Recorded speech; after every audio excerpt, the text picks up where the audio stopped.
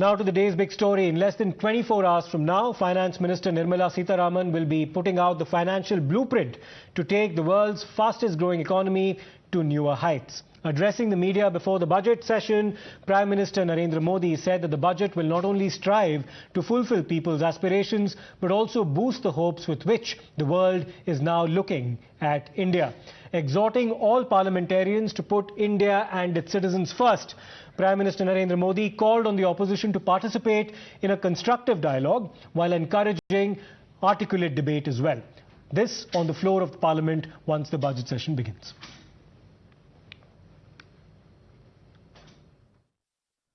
केंद्र बिंदु में भी एक ही विचार रहा है, इंडिया फर्स्ट, सिटीजन फर्स्ट। सबसे पहले देश, सबसे पहले देशवासी। ये बजट सत्र में भी तकरार भी रहेगी, लेकिन तकरीर भी तो होनी चाहिए। और मुझे विश्वास है कि हमारे विपक्ष के सभी साथी बड़ी तैयारी के साथ बहुत बारीकी से अध्ययन करके सदन में अपनी बात रखेंगे। But in keeping with what has now become an unfortunate and unwavering tradition, disruption started even before the session could actually begin. Here's how. Now, as per tradition, at the start of the all-important joint sitting, President Droupadi Murmu was to deliver her maiden address to Parliament since she became president. But two opposition parties, the BRS, which is the Bharatiya Rashtra Samiti, and the Aam Aadmi Party, decided to boycott the presidential address, calling it a bundle of lies that ignores real issues. On every front, the country is in a crisis. If you look at rising prices, if you look at the prices of fuel, if you look at the prices of everyday goods, rising unemployment, the youth of this country are not getting any jobs. This is not the reality that gets reflected in the speech. The speech is all about promises and all about statements that are not fulfilled in reality. And this is the reason why Aam Aadmi Party has boycotted the opening speech of the Parliament session. There has to be some kind of democratic voice raised on the issues. We focus on the speeches and the issues that are missing so that the government addresses them. We are saying that the government has failed on all fronts of governance.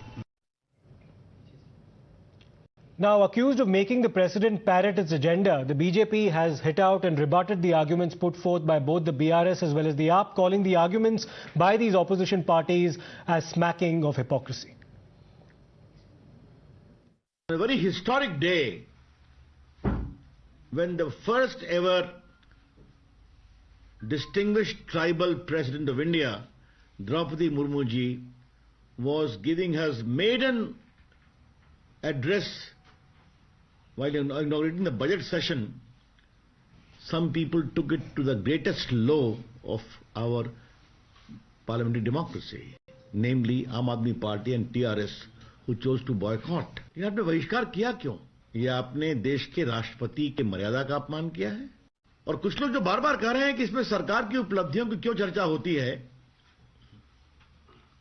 तो जो लोग विपक्ष के नेताओं की सरकार है, पार्टियों की सरकार है, जो थोड़ी बहुत है, वहां क्या होता है? जब सदन शुरू होता है बजट सत्र, तो वहां अभिभाषण में क्या पढ़ा जाता है? जो बहिष्कार किया, यह बहुत दुर्भाग्यपूर्ण है और हम इसकी भर्त्सना करते हैं पार्टी की ओर से। और पूरे देश में संदेश जाना चाहिए कि ये लोग लोकतंत्र का सिर्फ स्वांग करते हैं, लेकिन लोकतांत्रिक मर्यादाओं का तिरस्कार करते हैं। और हम अपील करेंगे सारी पार्टियों से कि हमारे आपके विरोध होंगे, लेकिन हम कुछ तो स्तर रखेंगे कि नहीं। So while the war of words continues to play out, let's take this across to our guests as well. Tom Vadakkan, spokesperson of the BJP, joins us, as does Mr. R. Rajgopalan, senior journalist, Krishank, spokesperson of the BRS, and also Mr. Hakeem Rizwan Ilahi, political analyst. Mr. Krishank, let's come to you first. Why did you choose to boycott such a very significant development in proceeding on the floor of Parliament? It's the first time that we've had a member of the scheduled tribes as the President of India, and she was giving her inaugural address during the budget session. The least that could have been expected on the part of the BRS as well as the AAP is adherence to parliamentary propriety. Why did you give that a miss?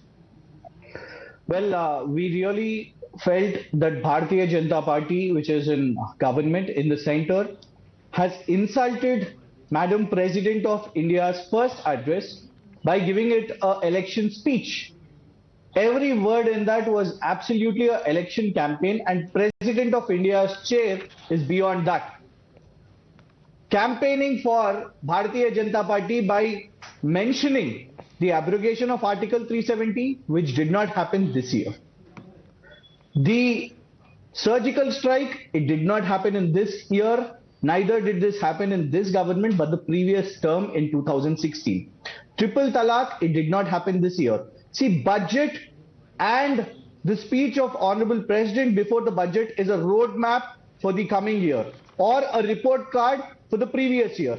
But why was it that the Bharatiya Janata Party and their government wanted to do trumpet blowing and used Madam President as an instrument for their political necessity? Because everyone knows that, Mr. Krishank, as Modi ji himself has mentioned, that the countdown for elections has begun. Okay, you made your point, sir. I'll in fact take this across to Mr. Tom Vadakkan as well. I'm sure he has a response to you. But just to point a factual argument to you, in 2011, when there was a UPA government in power and President Pratibha Patil had delivered her address during the budget session of Parliament at the time, the BJP was very much part of the proceedings. And while the proceedings were over, a spokesperson of the BJP then stepped out of Parliament, Mr. S.S. Ahluwalia, and then he conveyed his disagreement with the speech, saying that certain points that had been raised during the course of the speech did not satisfy the BJP, but the BJP did not boycott those proceedings. So here's a follow-up question. You could have been part of the proceedings, and had you had any objections to what Droupadi Murmu said, you could have voiced them in the interest of free speech. Why boycott the entire proceedings in the first place, and why not do what the BJP had done, where it sat through the entire speech on the part of the then President of India and then convey your disagreement to the media? The President's address reaches to all political parties and the elected representatives of the Parliament. When we had to put our protest to the speech, we know what was the content, we know what was the intent of the government of India. And unfortunately, they wanted to insult Madam President of India by making her an instrument for their election campaign. So definitely it was a protest against the government of India and the speech. Let me in fact take this across to Mr. Vadakkan. Mr. Vadakkan, the BRS says that this is not Droupadi Murmu's fault. She was in fact given a speech to read on the part of the ruling dispensation, and that speech amounted to nothing but election campaigning for the Bharatiya Janata Party during election season. What's your response to the boycott on the part of both the AAP as well as the BRS? Well, it is surprising and it is unusual in democracy that maiden speech of the president, especially a person from the tribal, a president who's from the tribal belt, comes out and heads the nation and is making a speech. You may have differences with the government. There is a debate after the presidential address. Do that. We have no problems with that. But by boycotting the maiden speech of the president, you have sent a message across the country that you do not believe in the democratic values of this country. BRS may have a very good relation with Aam Aadmi Party. One of their coordinators is in jail too. So if there is some other interest involved, please come out and tell the public that we are very friendly for other reasons. Now this reason that every governor gives a speech of the state government. It is drafted by them, it is vetted by them, and that is how it is. And to say that, well, this was different, and why did she talk about 370? Why did she talk about... That is the President of India's speech, and she has a right to say what she has to say. Will you censor the President of India? Have you reached that level? You are just a party that was formed a month back, and you come and tell the nation that, well, this is what the president says, and then we will attend the meeting. I mean, this is extraordinary. This is an insult to the President of India. This is an insult to the democratic tradition of India. Mr. Vadakkan, just a short follow-up to that, and I'm glad that you actually mentioned that governors also deliver speeches on the floor of their respective legislative assemblies in states. And in the year 2006, the JDS and the BJP in the state of Karnataka at the time had boycotted the governor's address. In February 2009, the BJP decided to boycott the governor's address in the state of Uttar Pradesh, something that it again repeated in the year 2014. So therefore, if there is a precedent already set by even members of your parties, if not in parliament, in the legislative assemblies, can one really fault the BRS and the AAP for what they've done now, sir?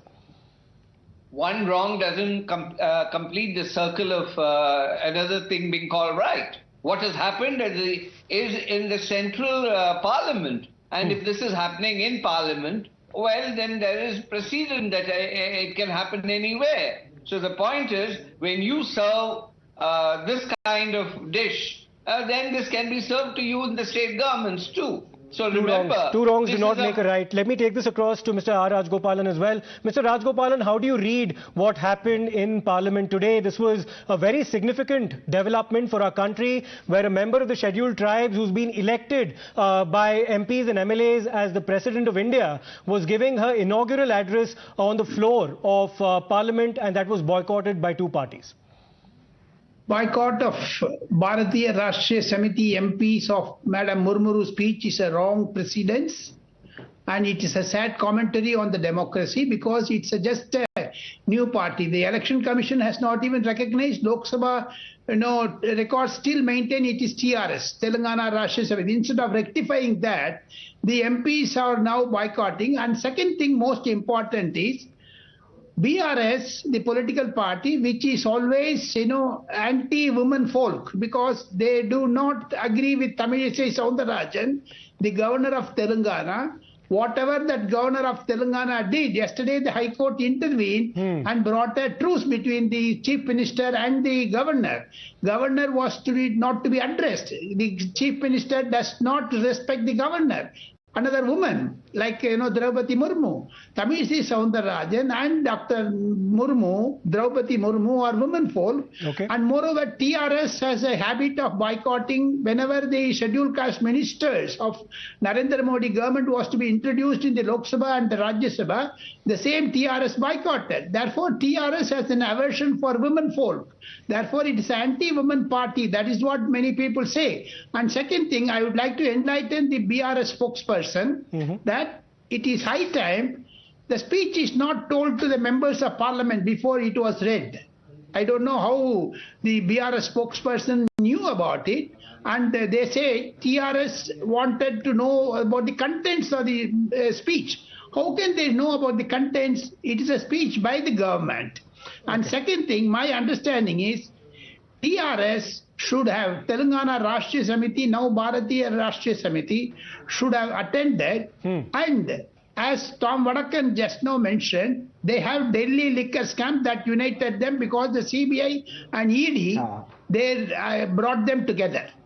Okay, Mr. KCR, the Chief Minister of Telangana, had also not participated in the Republic Day celebrations at Raj Bhavan. That's also something that you referred to. Let me, in fact, take this across to Mr. Hakeem Rizwan Elahi as well. Mr. Elahi, there's something called parliamentary propriety, and the least that these parties could have done, that's an argument that's being made, is sit through the address, and if they had any objections to some of the points made by the President, they could obviously rebut it by making statements to the media or holding a press conference. See, first of all, we have a lot of respect for the highest constitutional post. But when we talk about the President has made some statements. And what I would like to tell, when a common person reads that, it seems that there is nothing being told about the common person. See, our economy is in shambles. Okay, there is a lot of inflation throughout the country. So key points like inflation and the other points, the unemployment, these points were not raised, in the parliament or by our president. So it seems that it was a speech made on behalf of BJP, and there were no mentions of the key points which should have been told. Okay, so even if a speech is made at the behest or perhaps having been prepared by the ruling dispensation, does it really merit a boycott? And does it not violate the principles of parliamentary propriety? That's the pertinent question to be asked. We thank all our guests for their indulgence. I'm pretty sure the war of words is likely to continue after the budget speech is delivered tomorrow as well by the Finance Minister Nirmala Sitharaman. We look forward to 11 o'clock tomorrow morning. Thank you very much to our guests once again for speaking to us.